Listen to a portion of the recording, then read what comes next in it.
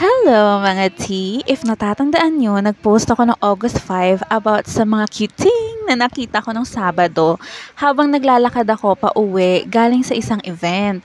So hindi ko akala ko noon magre-reflect lang ako and enjoyin ko lang yung simoy ng hangin at yung nature kasi sobrang daming puno dito at kitang-kita ko talaga yung linaw ng ulap. So yun na, please follow my social medias and enjoy! I'ma be your new mama. Halika. Gusto mo, baby? Oh my God, tatlo kayo.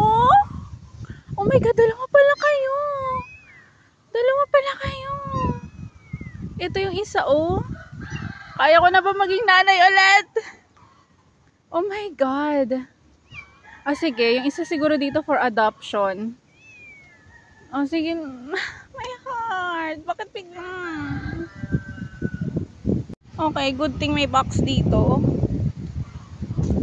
Binigyan ko ba yung sarili ko ng trabaho? Kailangan ko labanan to. Wait. Am I obliging myself? I mean, kawawa yung kapatid nila nasagasaan dito sa likod ko. Ito yung sister nila nasagasaan. So, ayun nga. I'm speechless. Isa lang, I thought he's only one, pero dalawa sila. Feeling ko, I feel so obliged kasi, hindi, alam mo yung feeling na parang parang ang punay, pero syempre nga, hindi ito basta-basta mga men. Anong gagawin natin? Hindi pwedeng maraming pusa sa bahay. Sige, i-adapt ko, sige, for adoption na lang kayo. Sige, wait lang. Kaya ko ba to? Kaya ko to. Good luck to me. Sige na, bahala na. Bahala na si Batman.